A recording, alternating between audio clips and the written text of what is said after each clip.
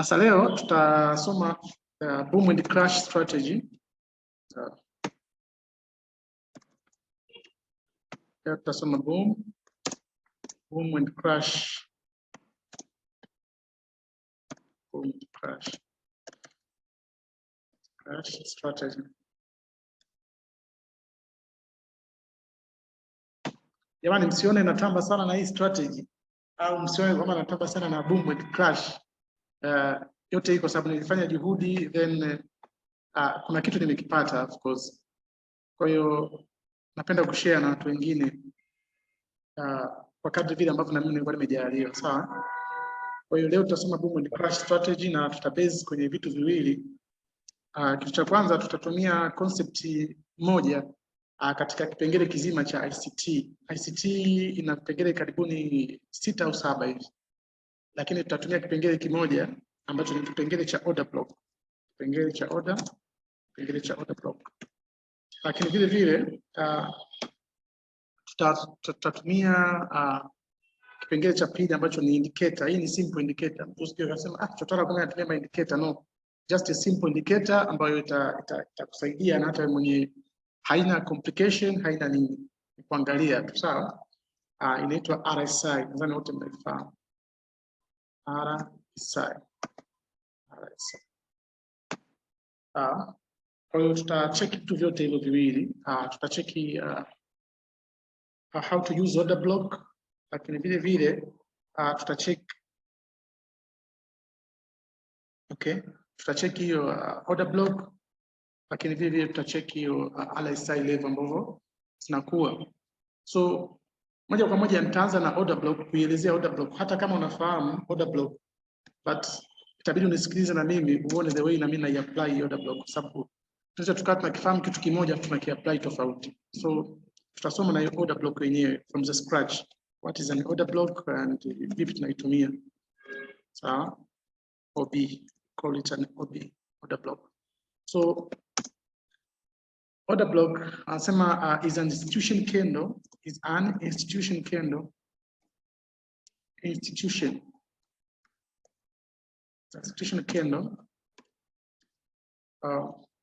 for buy or sell. Is an institution candle for buy or sell.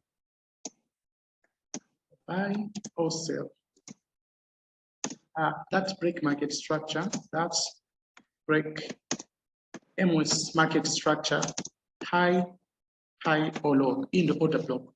So order block wanasema ni ile candlestick ambayo inakuwa ina buy au ina sell na inakuwa imevunja market structure high or low. Means kwamba kama itakuwa ina buy tutavunja market structure high, na kama tuna sell tutavunja market structure low. Nitakuja nionyeshe baadaye. So instead of knowing what is an order block, we have the types of order block. Types of order block. We have two types of order block. One is the bullish order block. A bullish order block. Lakini ya pili inaitwa bearish order block. Bearish order block. So mtu akiwa anazungumzia bullish order block anamaanisha nini? Akizungumzia bullish order block anamaanisha kwamba is the last bullish order block is the last bearish candle. The last bearish candle before price to start up movement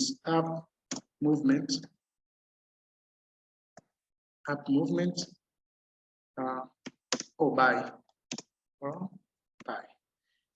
Sawa, hii ni candlestick ya mwisho ambayo inakuwa imesell kabla soko halijaanza kubuy au kwenda juu. Hii ndio tunaita nini? Hii ndio tunaita bullish order block.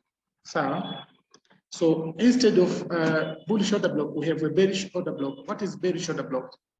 Bearish order block inakuwa ni vice versa ya bullish order block. Hii inakuwa is the last bullish candle. Is the last bullish candle. That's tuseme break market structure low before price to start a down movement or sell. Down movement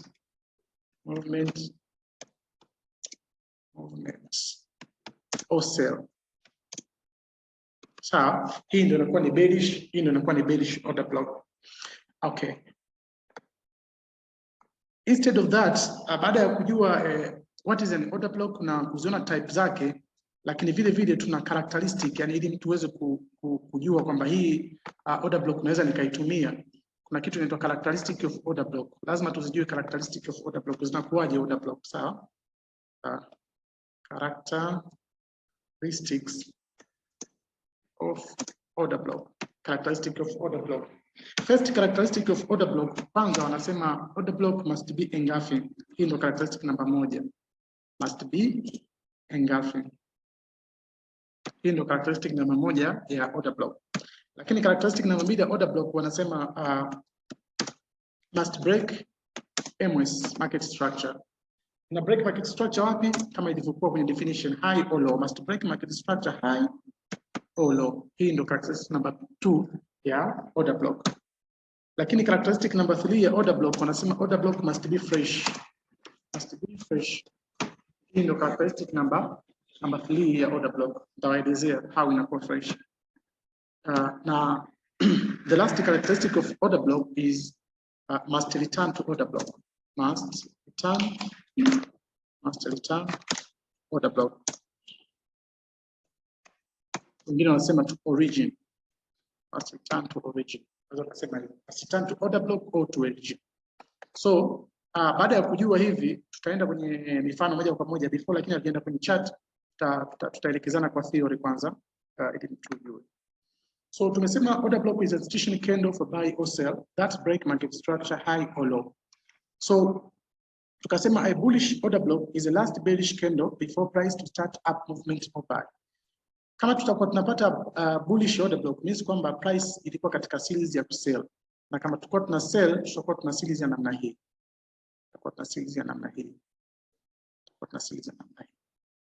Lakini after kupata hizi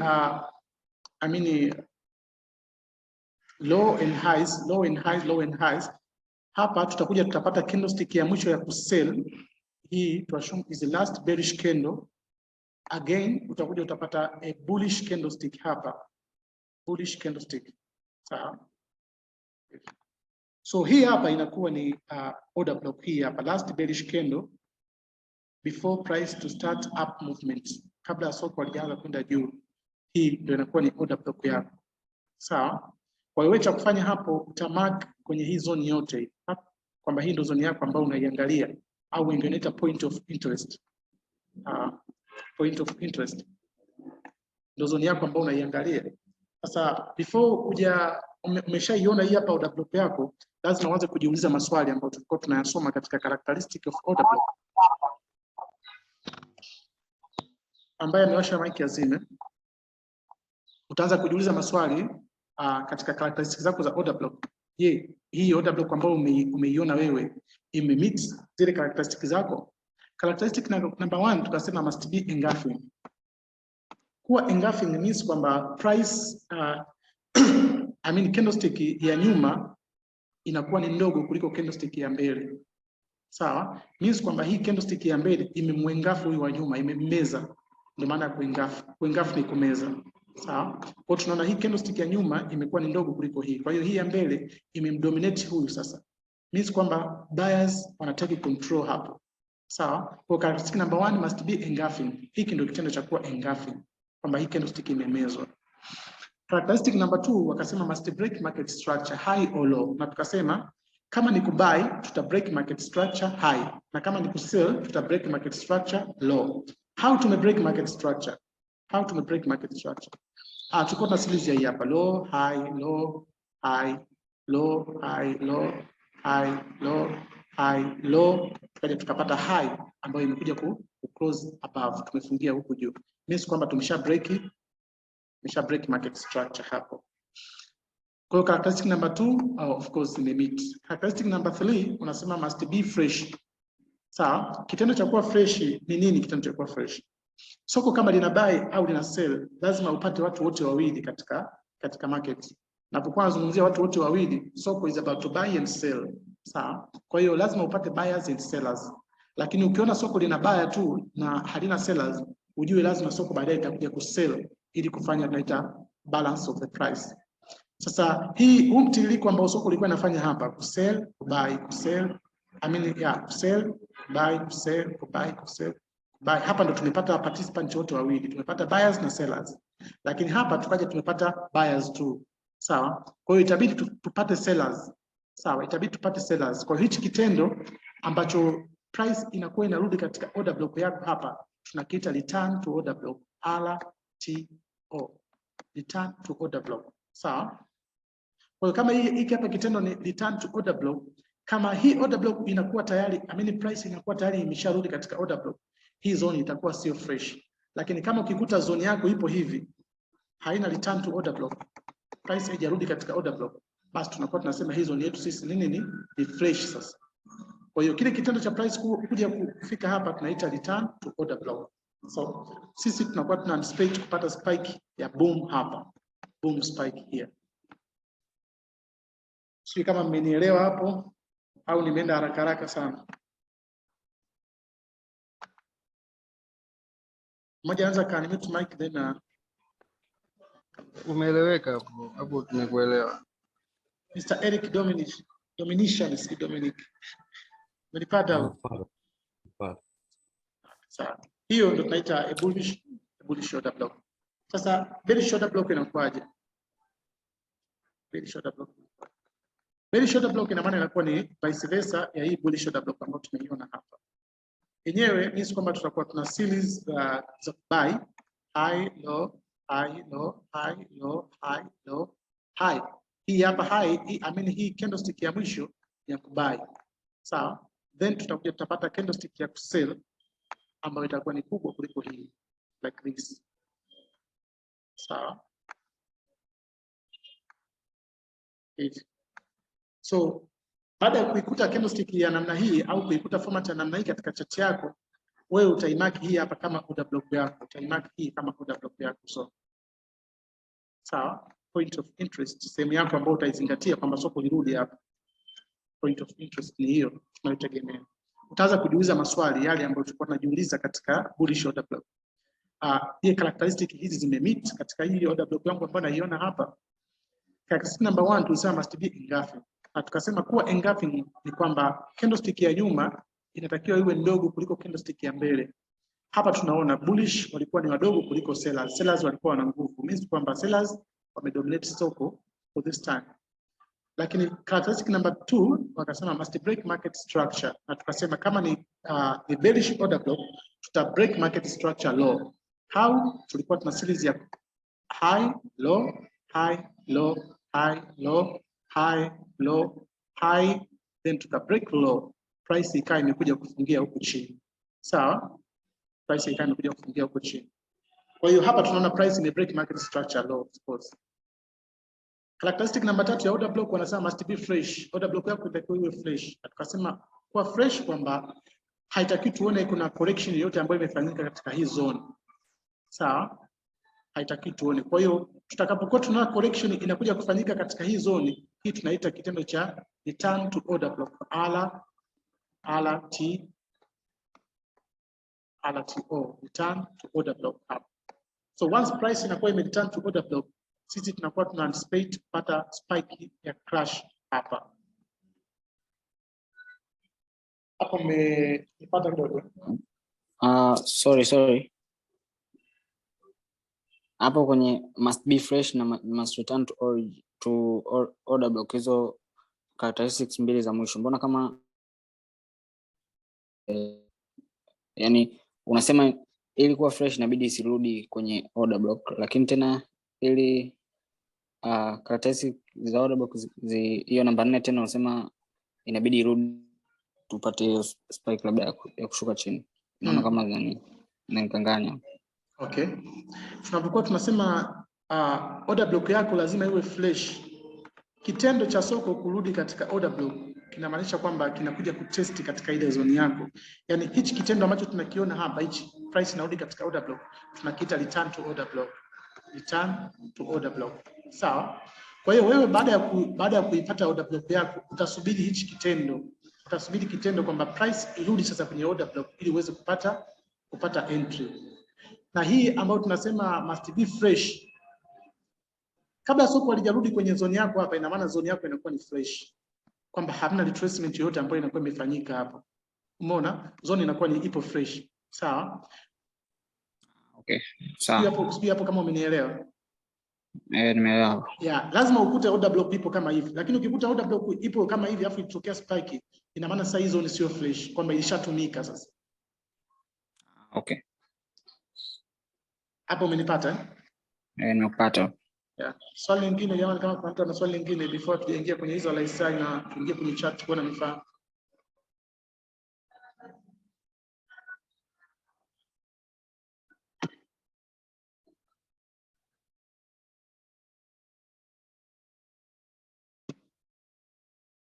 Naona hapo mmenielewa. Okay.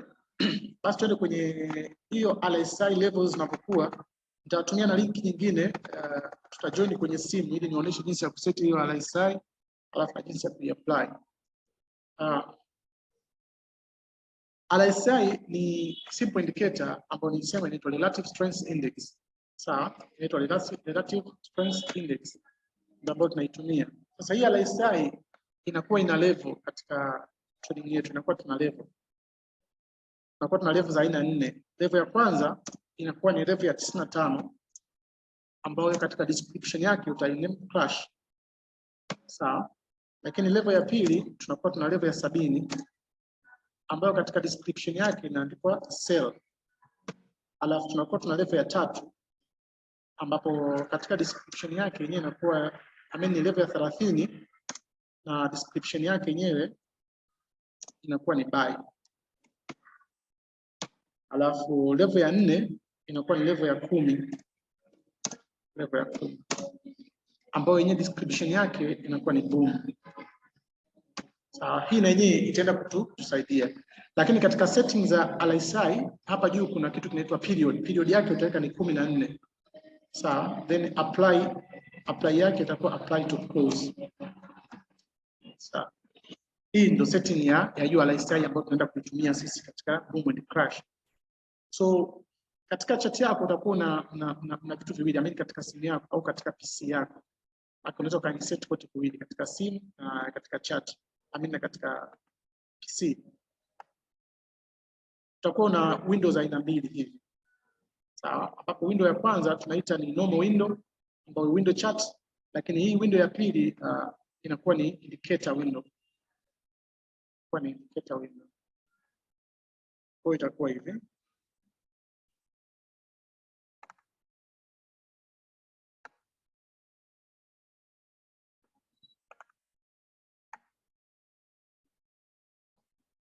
Sawa. Sasa zile level zako baada ya kuziset katika simu yako itakuwa hivi. Hii hapa automatically itakuwa ni level ya 100. Hii level ya 100. Alafu hii hapa itakuwa ni level ya 95. Sawa. Hii hapa itakuwa level ya 70. Sawa. Alafu hii hapa itakuwa ni level ya 30. Itakuwa level ya 30. Hii hapa itakuwa level ya 10. Alafu hii hapa itakuwa ni level ya 0, automatically inajiname hivyo yenyewe. Wewe utaweka level hizi 4 tu ambazo nimekuonyesha hapa. Sawa. So baada ya kuset hivyo, rangi ya RSI yako utachagua wewe unataka iwe rangi gani. Utachagua pale. Utakuta RSI ile ina move katika these levels kwa style kama hii. Sawa jamani. Kwa hivi. Sawa. Lakini huku juu tuashumu kama ndo chati zetu sasa. Labda tuna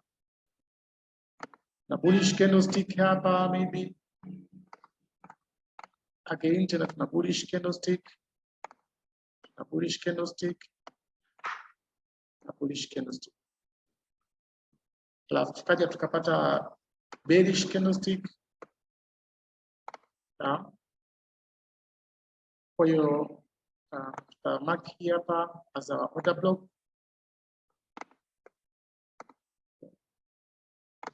Tuassume sasa price imerudi hapo, ni sell mpaka mita hii. Na hii hapa tuassume kama ndo last bullish candle, last bearish candle. Last bearish candle. Then tukaja tukapata bullish candle. Bullish candle.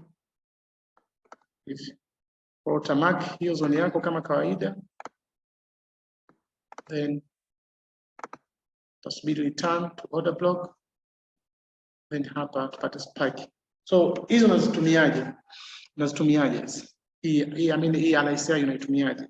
Hii RSI unapokuwa unaitumia RSI pamoja na ile order block ambayo tulikuwa tumeisoma kule mwanzoni, sawa? Katika boom zote, kuanzia boom 300, boom 500 na boom 1000. Spike tunakuwa tunazipata katika level mbili. Katika level ya 30 na level ya 10. Sawa? Hapa tunapata spike za boom. Sawa? Na katika crash zote, ya leo Ayupa amesafia na kazi zake za kufanya, anashindwa kumsaidia. Nampelekea fundi kambi. Sawa? Na katika crash zote tunakuwa tunapata spike katika level hizi mbili, level ya 95 na level ya 70. Humu ndio tunapokuwa tunapata spike za crash. Kwa hiyo wewe kitu ambacho utakuwa unakifanya ni kwamba baada ya kuidentify order block yako, unaweza ukaitumia order block yoyote ile, kuanzia order block ya saa moja, order block ya dakika 30, order block ya dakika 15, order block ya dakika 5, hata order block ya dakika moja unaweza ukaitumia. Kikubwa tu uone kwamba kuna last bearish candle na bullish ambayo ilikuwa ni kubwa zaidi yake, au last bullish candle na bearish ambayo ilikuwa ni kubwa zaidi yake. So kama hapa ndo tulipata last bearish candle, last bullish candle, then tukaja tukapata order block yetu hii. Kwa sisi tutakuwa tunasubiri soko li return kwenye order block hapa, lirudi hapa. Likishafika katika order block yetu hapa, tunakuwa tunaangalia je, RSI ipo katika level gani? Either ipo katika level ya 70, level ya 95, au ipo katika level ya 70. Sawa?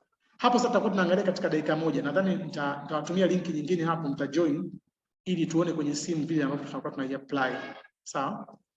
Kwa hiyo utakuwa unaangalia RSI yako ipo katika level gani.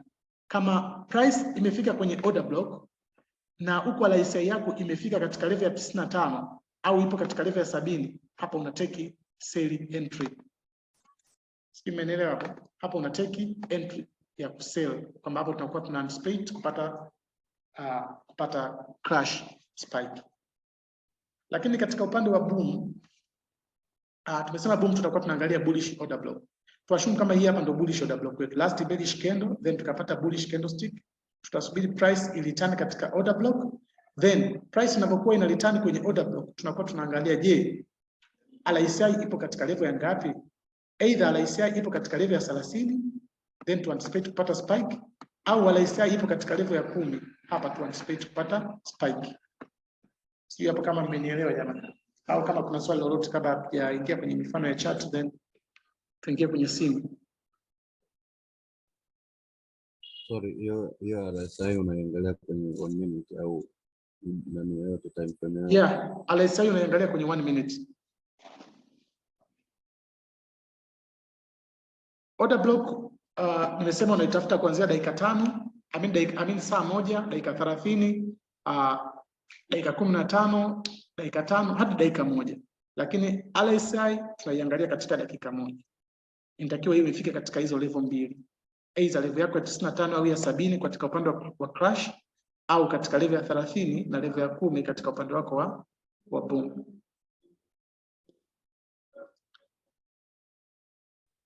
Sijui hapo kama mmenielewa kidogo au mmenielewa sana? Yeah, nimepata. Okay, sawa. Dakika moja hapa, fungue hii MT5 tuone huko, manake ya kwenye PC alafu nitatumia kwenye simu. Mami, upo?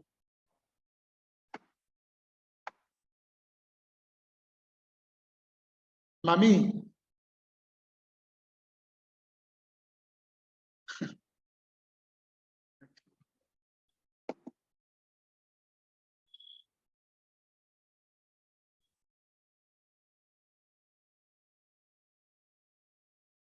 Okay. Hapo mnaona chart hii eh? Yeah. Ndio. Yeah. Hizi hapa ndo level zangu hizi. Hizi ndo level zangu hizi. Hapa level ya 70, hapa level ya 30, hapa level ya 10, hapa juu level ya 95. Sawa? Labda mfano mtu ulikuwa umeikuta order block yako ya dakika moja ni hii hapa. Hii ni ya dakika moja tu, nachukua tu mfano. Hii hapa ni order block ya dakika moja, umemark zone yako.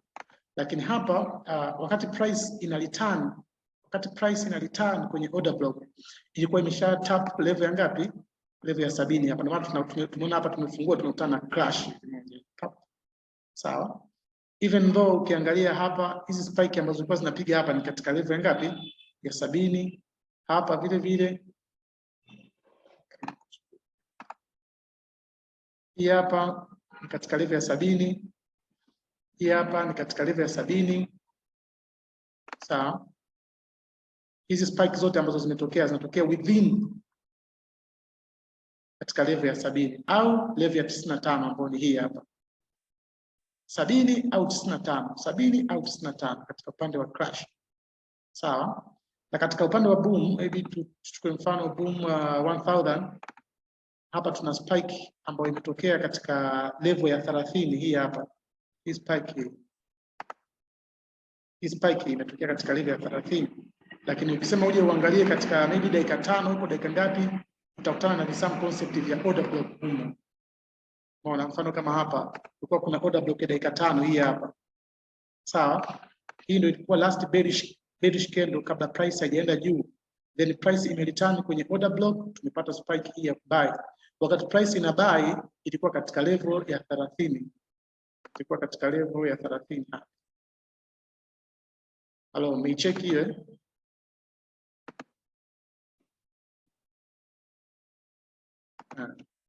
Okay.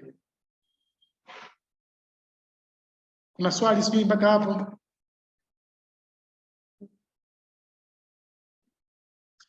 Jamani, mmenielewa sana au? Nieleweka ndio, nikuelewa. Sasa napoona kimya anakuwa na mashaka kidogo. Okay, mathalani hii hapa ilikuwa ni order block ya dakika 5. Sawa? Hii ilikuwa ni last bearish candle before price to buy. Then price ikawa ina return kwenye order block hapa. Wakati price ina return kwenye order block ndio uje katika dakika moja. Check je, price imefika katika zone ya 30 au level ya 10? Yes, tunaona price iko katika order block na price spike katika level ya 30 hapa. Spike hapa. Okay, utajuaje sasa maybe labda unataka kuhold this spike? Unataka kuhold labda uliingia mfano hapa uliingia hii spike ya kwanza au uliingia hapa. Ikatokea spike wewe ukawa umefunga order yako. Haitakiwi ufunge order yako mapema kiasi hicho. Labda kama ulikuwa umetumia lot size kubwa alafu ikawa imekupa maybe dola zako za kutosha, dola nyingi tu, unaweza ukafunga position zako. Lakini tunashauri kwamba spike ikitokea utahold kwa dakika 9 au tunasema 9 candlestick lows. Unahesabu hizi candlestick za against, yani za opposite 9. Then hapo unaweza ka close trade yako. Sawa? Mfano kama hapa tulipata spike pap, hapa haikuhesabu ikaunga. Hapa ikahesabu moja ikaunga. Hapa zikawa candlestick 1 2 3 4 5 6 7 ikapiga nyingine. Kwa hiyo wewe trade yako ungekuja kutoka kwenye hii hapa. Ungekuja kutoka kwenye hizi candlestick 9 ambazo zilikuwa zinatakiwa zitokee hapa. Sawa? Hii ni katika upande wa boom, utahold kwa style kama hiyo. Mfano kama hapa imepiga spike ya kwanza, utakuwa na hesabu candlestick 9 za kusell. Ikapiga ya pili, hapa ikasell tu mara moja, ikapiga candlestick nyingine. Kwa hiyo hapa tunahesabu candlestick 9 za kusell. Mpaka tuone candlestick 9 za kusell zimetokea ndio tuta close trade yetu. Ya kwanza ya pili ikapiga nyingine. Tunahesabu tuna candlestick 9 za kusell. Ya kwanza ya pili ikapiga nyingine. Tunahesabu 9 hivyo hivyo. Kwa hiyo utakapokuwa umeona candlestick 9 za opposite zimetokea, hapo unaweza uka close trade yako. Hapo unaweza uka close trade yako. Sijui kama mmenielewa hapo jamani. Mfano huu hapa katika boom ya 5 tulikuwa tuna spike ndogo pap, zikaja candlestick 1 2 3 4 ikaspike 1 2 3 4 5 6 7 ikaspike tena. Lakini unaweza kukuta kuna mtu alikuwa ametoka hapa au ametoka hapa. lakini tena again baadaye ikaja spike kubwa. So wewe kama kutoka kwako ungetoka kwenye candlestick 9 za hapa sasa, ambapo ndio utakiwa huo ume reach out. Yes, jamani, kama kuna hapo na order block hapo. Unasema? Kuna order block. Yes, ina return kwenye order block hapo. Aha, okay. Yeah. Of course, yes. Tuna anticipate vile price ifike hapa, tupate spike nyingine hapa. Ambapo tukiangalia vile soko linakaribia katika level ya ngapi? Ya 30 hapa.